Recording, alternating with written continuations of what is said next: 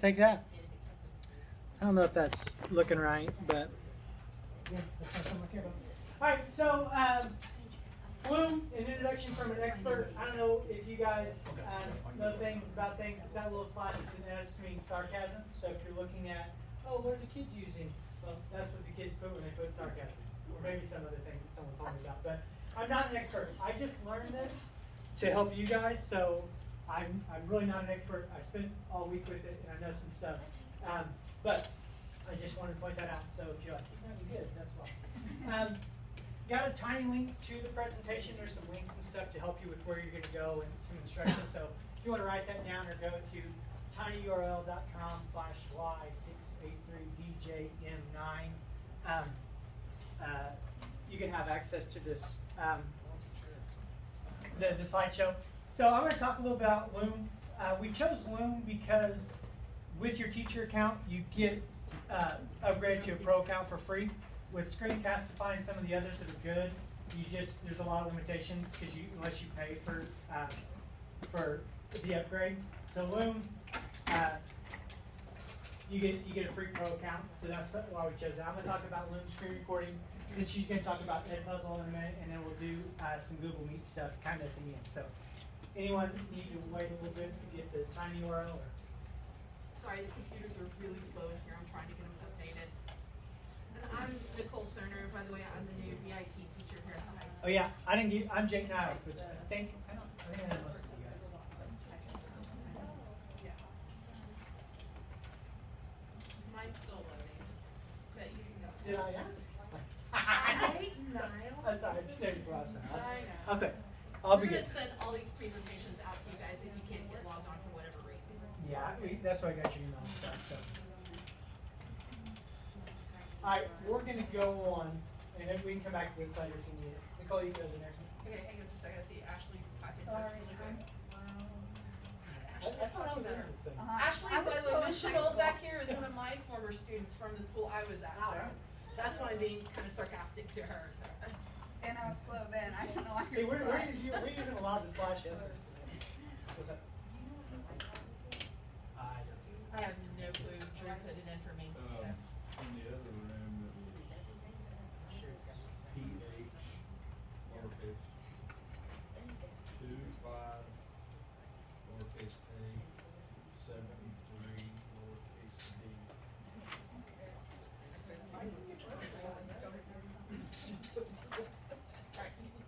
All right, so you're going to get this, so you'll have the link, so you don't have to do this right now, but I just have this in here so you guys can have it.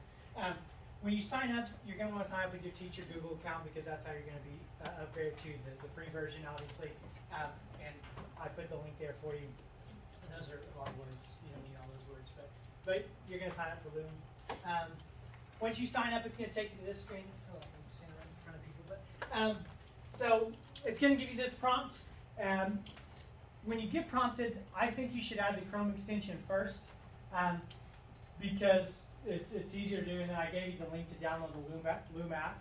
You're probably going to want both, and we'll talk about the benefits of each one. We'll kind of compare and contrast them and see which one you want to use. But having both is probably your best option. So I would do the extension and then use the link to download the app. So go to the next one.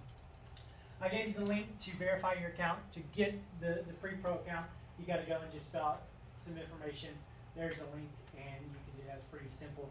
It says it's going to take like 14 days to verify you. I did it at the beginning of this week. I haven't heard back from them, but you get 14 days of a free pro account. So I don't know what that looks like, but I'm sure they just send you an email.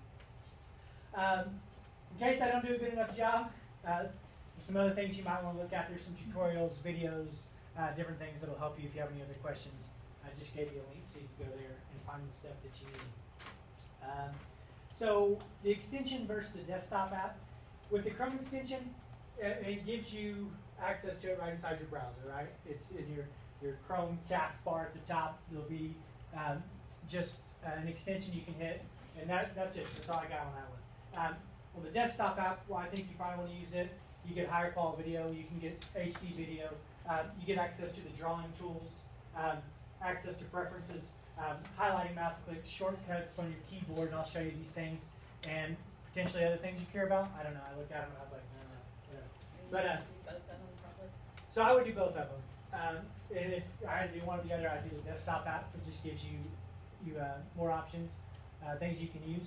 And so I would do that. But having the Chrome extension might be good if you're just in the middle of something and you've got a tab up and you're like, oh, I want to record this. And you can just click it real quick. I don't know why you can't just minimize the video your desktop. Keep trying to find excuses of why you want to use the Chrome extension, but I don't know. So steps to creating a screen recording. These are the steps I'm going to go through. I'm going to show you so you don't have to read these, but if you don't, if you forget something, you can go back to this later and walk your way through this. I'll go back here and kind of run it. So let's get out of here and go to Loom. So when you go to your desktop, you're just going to have shortcut to Loom. When you open it up, it gives you 3 different options. You see how I'm clicking? That's the mouse highlight. First, you can record your screen and your camera. Your camera's going to be down there in that bottom left corner, and you can't move that around. But I will say, when I was doing my research about this, I haven't done it, like I said. They're really like, you need to use your face at the bottom, or you need to use an avatar, because it really helps with engagement. If you don't have it down there, if you just have your screen, it's easier to zone out. So I know a lot of people don't like to look at their face. I don't like to have my face down there. You can use even an avatar, they say is helpful, which an avatar is just a little avatar. So you might want to use that if you're like, I don't care, I don't want my face down there, an avatar. You can do your screen only, which takes away that option.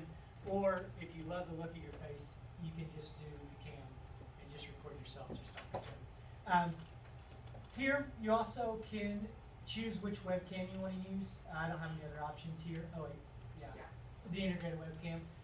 We had our teacher in the last little class. She wants to use document camera, so she can draw pictures and show. You can add an external camera. So if you want to add an external camera, this is where you would select that camera. Some of the elementary teachers were talking about, I guess you guys have ladybugs. Yes. Yeah, Yeah. you should be able to integrate that. So that's where you would select your ladybug. Your ladybug. Also an external mic. You can see kind of the microphone down there is kind of turning blue, if you can see that. This is where you can check and make sure your microphone's working. This is where if you used an external mic, which if you're going to do a lot of this, having an external mic is probably a good idea. Audio quality is going to be important if you're going to be presenting a lot of these. If the audio quality is bad, you guys have all listened to things with bad audio and you can't even focus because the audio is so bad. You're going to do a lot. You can get a lapel mic. I got one because I didn't do it on Loom, I did it on Screencastify and Screen. You can get a lapel mic that plugs into your computer with a USB off of Amazon for, I think I paid less than $10. So they're not that expensive to get. So you might want to look at that, an external mic, an external camera for whatever you're doing. And this is where you would select those things. Also, up at the top here are these 3 dots. Gives you access to your preferences. That's where I said you could, highlight those mouse clicks where you see the yellow that's coming around. A countdown to give you a couple seconds before it starts. Flip your camera. So I guess that's some other things you might care about. I don't know. Also the shortcuts. If you don't want to worry about going to the side, it just gives you a couple clicks you can hit on your keyboard to start your recording, pause it, cancel it, quick restart or confetti if you're really excited about something you did. Man, I just killed it. You got confetti go everywhere. Everyone will love it. Anyway, so some shortcuts and then some account information if you wanted. And so then you're going to start the recording. This button here, I'll just show you. That'll just take you to any recordings that you've done. It'll take you straight to your Loom account. Once you make videos, they're all saved online. They don't take any space on your computer. They're all just on your Loom account. You go to loom.com and they're all there. Or you can just press that button and I'll walk you through some of that in just a second. So let's look at, why did that go away? Okay, so let's look at an actual recording. So when you're ready to start, you've checked your mic and all that business, you go to start recording. I'm going to give you a countdown, and there you go. You're recording your screen, audio, all that sort of stuff. You can pull up your slides, and you can present and show anything that you want. Over here on the side, these are going to be your options if you don't want to use the desktop shortcuts or the keyboard shortcuts.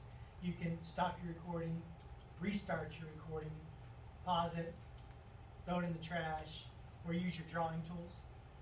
Again, these are the drawing tools you only have access if you use the desktop app. Here I go. This is a really important point. I'm going to draw a terrible star. You guys, I am capable of drawing a star. I didn't look. That was my no-look star. But you see it went away, right? They don't want to clutter up your screen with a bunch of stuff. When you draw, it'll be there for 5 seconds, and then it's going to go away. Okay, so that's the feature. It's not like, oh, where's it going? It's only going to be there. There's no way to make it stay. I would look to see if you wanted it. It's 5 seconds and it's gone. You can check the different colors and the different size. Nope. I tried to get a better star. The whole rest of the presentation is just going to be me doing stars. Anyway, so you can draw a little bit, draw attention to different things. Again, that's pretty much all you have here as you're doing the recording. Down here at the bottom, if you want to change the size of yourself or go full screen with your, you can do just all of that. Gives you those options. I will use. So is it using your computer screen camera right now? Yep, yeah, I'm choosing my screen cam. You know, like I said, if you had a document camera, whatever camera you pick, that's what's going to be here in your bubble. So, if, you know, like I said, if you were like an art teacher and you wanted to, like, oh, I'm going to display this, then you'd go full screen, and that would give you access to your ladybug or whatever that you want to display. Can you change cameras in the middle of a recording? Switch back I and don't forth? believe so. I don't think there is that option that I've seen. Again, that's the sarcasm button. I'm not an expert. I'd have to look into it, but I can't. So that's recording. So once you're done, you stop it. And the minute you stop your recording, it takes you to your video on Loom. Like I said, all those steps I just went through, by the way, that is on the slide. So if you're like, I don't remember what he said, this slide will give you access to it.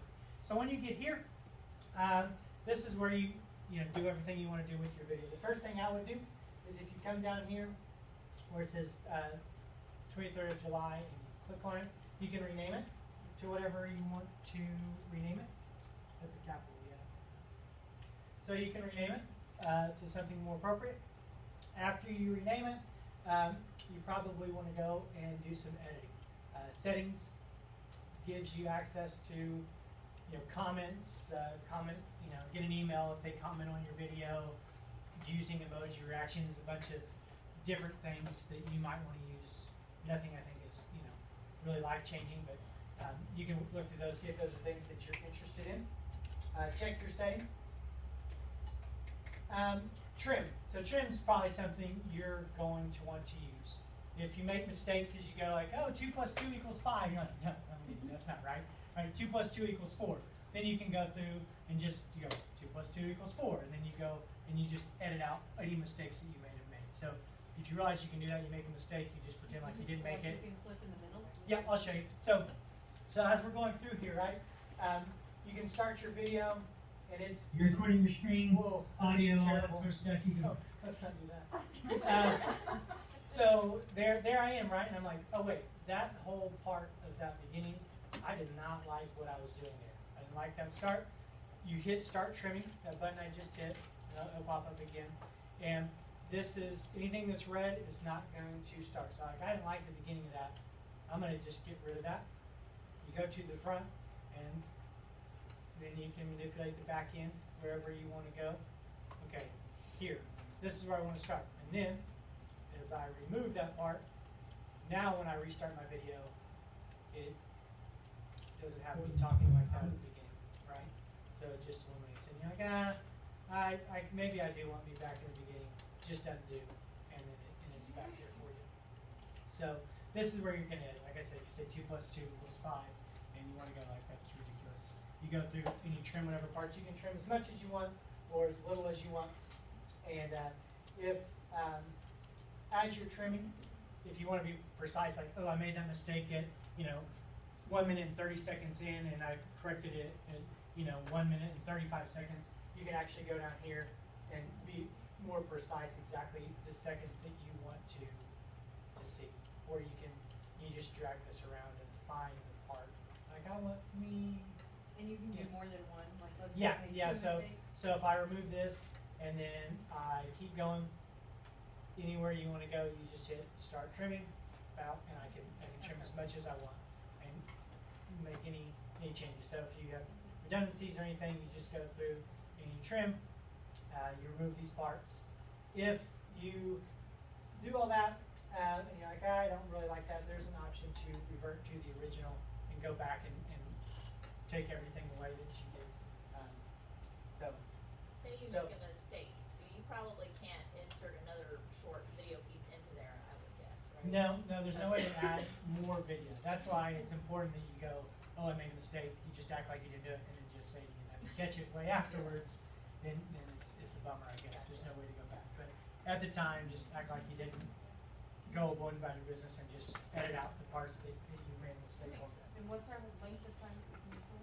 See, with the pro account, Which we only get for 14 days. no, with the teacher account, you get upgraded to a pro. Okay, so that's why you have to verify it, and then you get upgraded pro for free in general, and you can record as long as you want with the pro account. So you don't have any limits there. That's why with Screencastify and some of the others that are good, you just have to pay. Like with Screencastify, I think you only get 5 minutes. $99 a year. Yeah, to get you. you only get 5 minutes before. So Is there a pro, or is there a positive to having Screencastify over Loom? they do most of the same things. She worked on Screencastify. I don't. To me, it looks like you can do a little bit more fancy stuff in editing with Loom. So some Loom might be benefits better. to it. Yeah, and the one thing I liked on Screencastify versus Loom, which, and he may not have just pointed it out, is you can upload the Screencastify to YouTube. It'll automatically upload to YouTube. So if you wanted to create a class YouTube channel and keep all your lectures on there to use year to year, and not take up any of your space. Is that what you could do with the copy link? And copy it to a YouTube channel? That's again, I don't know that. I'm sure you could. I don't know why you could, but I didn't look at posting it to YouTube. I just thought about like classroom type stuff. So you trim your video. Some other options: a call to action. So this will place a button at the end of your presentation. So you want to talk about a Google Doc and show them how they're going to work on this Google Doc, and then at the end you put the call to action button and you put the link here. Let's just say I want to send them someplace to some sort of teaching room 6. I'm sorry, I don't know what this is. I'm sure it's so you just go and say link, and you put the URL in, and you save it, and now at the end of your video, you will have that, and you can click on it, and you can send them anywhere you want them to go, whether it's a slideshow, doc. So it pops up on the screen. You want to go to Kahoot and do a quiz over it. It'll pop up on the screen. So if we play this video, and right here at the end, it just says link, and it'll pop you right to where that was. So, and in the slides, I included a link that tells you more about the call to action button, because there's more to it. So there is a link if you're interested in that when you go through the actual Loom.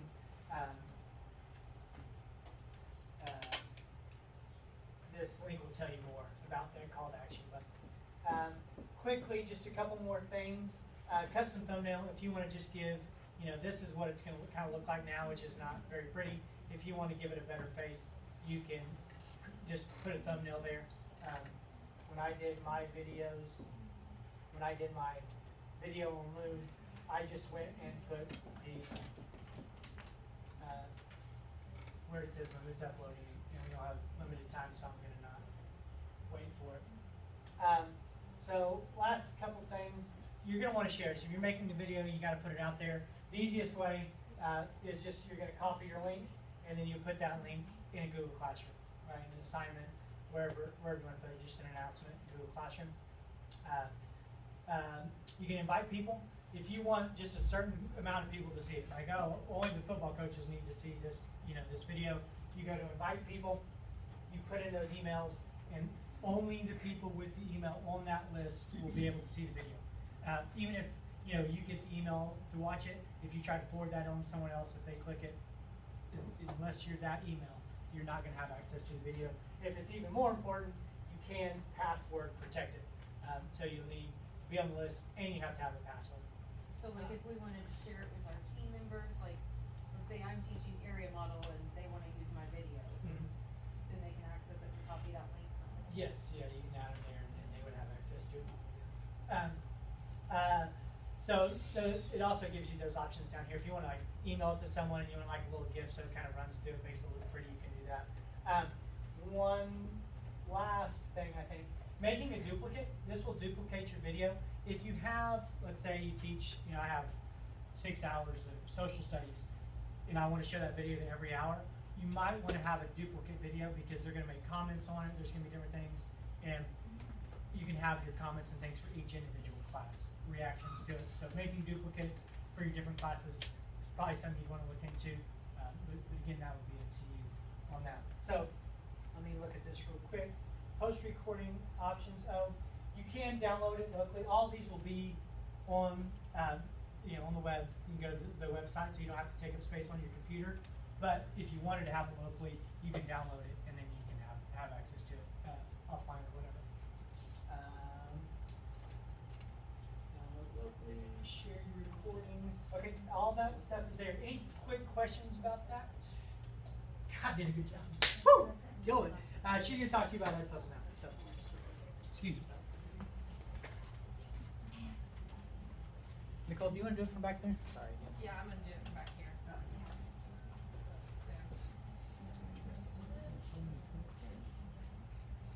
We can't have all this stuff pulled up at the same time. I will mention while she's doing that, screen recording does eat up a lot of resources on your computer. So if you have a lot of tabs open, a lot of programs running, it could create some problems. So when you're going to do your screen recording, I would close other things down, minimize everything so you have access to all the resources you're going to need.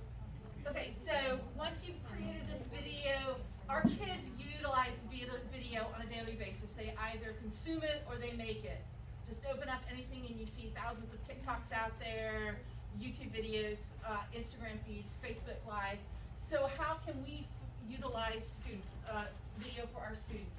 How can we use it in our classroom? And that's where EdPuzzle comes in.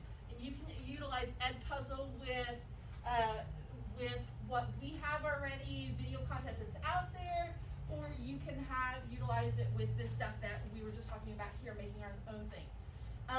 Students, but when we you know what it's like. We come in, we find this perfect video, we think it's great, it's everything I want it to be. We show it to our kids, and you get a lot of, we show it to our kids, we think, okay, they have the most amazing thing in the world, and then they look like this. So how can we fix it? How can we make sure that they are consuming what we wanted to do and what we do? This is where EdPuzzle comes in. EdPuzzle is a video platform that allows you to utilize video and put questions in. And the students have to answer the questions so you know that they're getting what you want them to get before they can move on. You have the option to go in there and not scrub through it. You can also cut out parts of the video that you don't want them to use, as well as do voiceover. So you've got this really cool video, it's really great, and it says the word damn in it. And you're like, oh, so you can do the voiceover and voice it over, and where they say that one word, you go, dang it, and move on. Or if they don't explain something, they've used highfalutin words, and you want to explain it more where they'll understand it, you can still use their video and voice it over the way you want to do it. The nice thing about it is it connects to Google Classroom, okay? And it's already linked to many of your favorite video sources, such as TED Talks, and National Geographic, Khan Academy, my personal favorite, Crash Course, and of course the biggie, YouTube.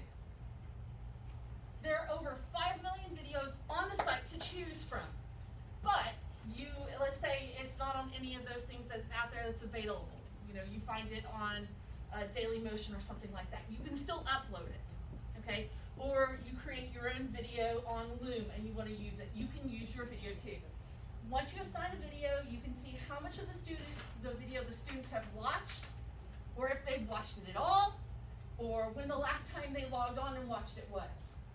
The other nice thing about EdPuzzle is if you use the multiple choice option, you have 3 types of questions you can put in there. You can put just a note, an open-ended question, or multiple choice. If you use multiple choice, EdPuzzle will grade it for you. So it's one less step in our daily lives. And if you have a student that is an IEP student, for example, and doesn't get anything right, and you want to give them a chance to go back in there and redo it again, you can reset the answers if you want to allow the students to retry and do it again. Okay?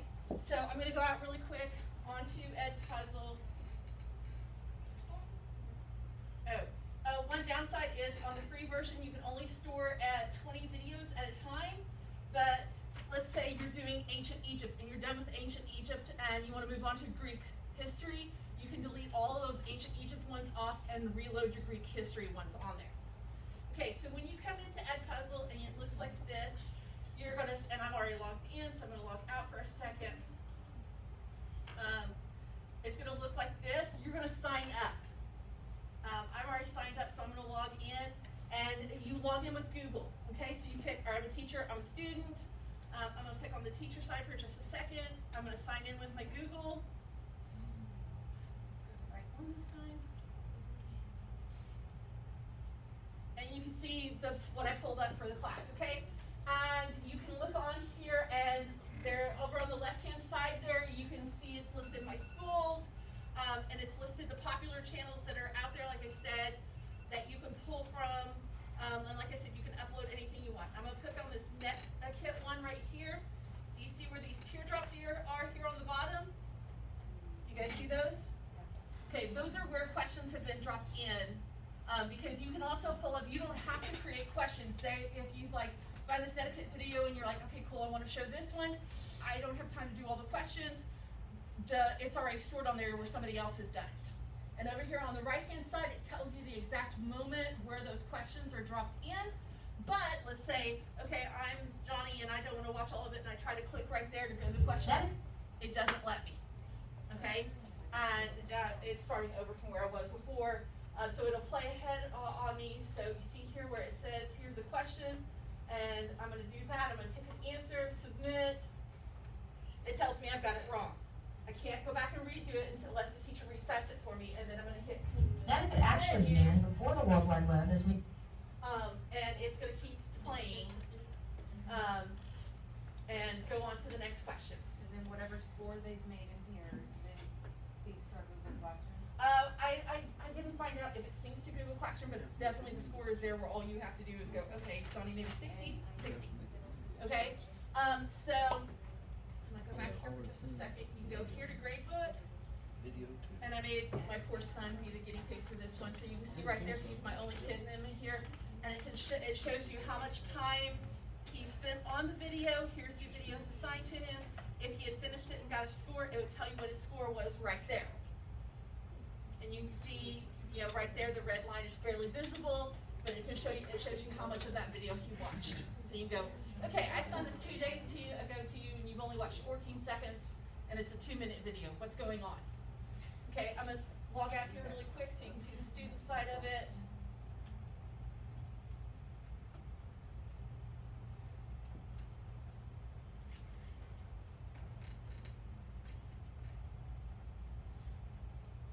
Okay, so for the student side of it, you can look up there and it says there are 3 videos assigned to you, and it says unfinished, so you can go back down here and finish doing on this one. And again, that's what the student view pops up. They cannot just simply jump to that and do that. I did jump to this one because that's where he left off in my last lesson. So he answers it, goes